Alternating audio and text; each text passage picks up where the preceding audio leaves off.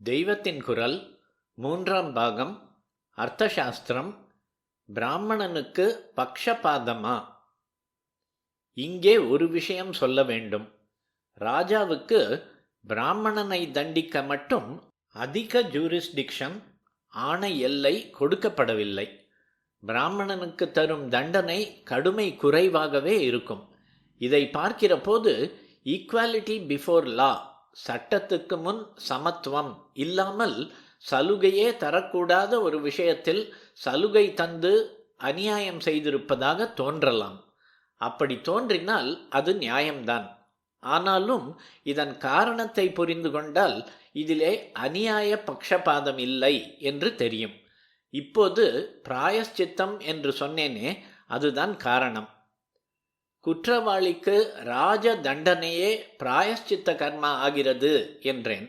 பிராமணன் வேத மந்திர ரக்ஷணையையே வாழ்க்கையாக கொண்டவன். ஒரு நாள் கூட அவனை விட்டு இந்த வாழ்க்கை ஆச்சாரம் போகப்படாது. அப்படி போனால் அது தேச க்ஷேமத்துக்கே கெடுதல். ஜெயிலில் போட்டால் அவன் எப்படி தன் ஆச்சாரங்களுக்கு பங்கம் இல்லாமல் மந்திர ரக்ஷணை பண்ண முடியும்? அல்லது கண்ணை வாங்கி காலை வாங்கி அவனை தண்டித்தால் அப்போதும் அவனால் ஆகிற வேத ரக்ஷணம் அல்லவா கெட்டுப்போகும். வேத தர்மம் இருக்க வேண்டும் என்பதற்குத்தான் ராஜாங்கம் இருப்பதே. அதுவே தன் லட்சியத்துக்கு ஹானி செய்யலாமா? அதனால்தான் ராஜ சிக்ஷையை பிராமணனுக்கு ரொம்பவும் குறைத்து சொல்லியிருப்பது. ஆனால் அதற்காக அவனை வெறுமே விட்டு வைத்து விடவில்லை.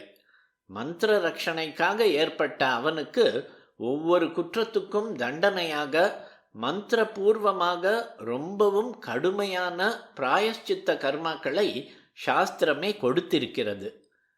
ராஜ தண்டனை இல்லாவிட்டாலும் அவனுடைய சமூகத்துக்கான சபை அவனை விசாரித்து இப்படிப்பட்ட பிராயஷ்சித்தங்களை ரொம்பவும் ஸ்ட்ரிக்டாக விதித்து பலவித குற்றங்களுக்கு ஜாதி பிரஷ்டமே பண்ணிவிடுவதென்று வைத்து அவனை அப்படிப்பட்ட குற்றங்களை மனசாலும் நினைத்து பார்க்க முடியாமல் தடுத்தது.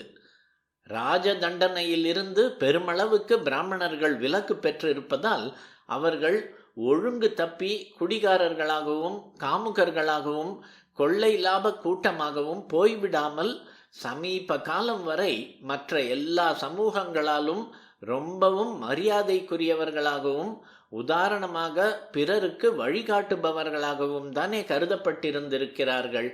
இதிலிருந்தே அவர்களை அர்த்தசாஸ்திரம் நடத்திய விதம் ஜஸ்டிஃபை ஆகிவிடுகிறதல்லவா?